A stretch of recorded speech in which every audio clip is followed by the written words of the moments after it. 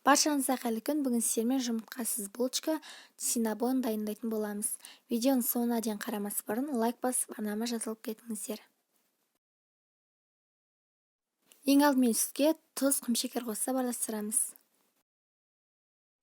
Ашытқы қосып тағы да араластырамыз.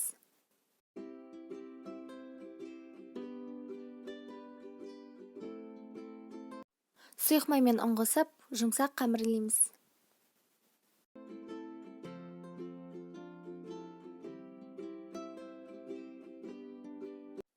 Қамырды ыдысымызға салып, бетін жауып, көтерілгенше қойып қоямыз.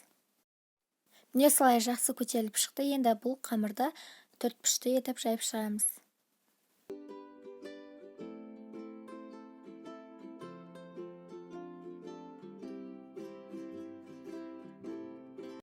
Үстіне ерітілген сары май жағамыз.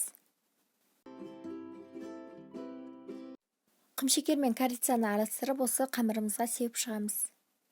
Және осылай рулет секілді орап шығамыз.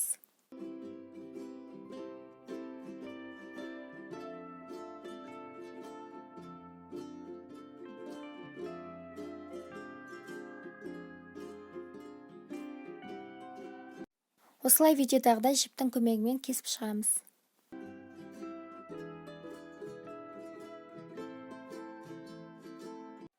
Осындай көлемде болады. Енді осының бетін жауып, тағы да 10-15 минутқа көтерілуге қойып қоямыз. Осылай көтеріліп шықты. Енді 180 градуста қызып тұрған пеште пісіріп аламыз. Осылай көтеріліп жұмсақ болып пісті. Енді үстіне қаймақ пен сахарный пудраны араластырып жағып шығамыз.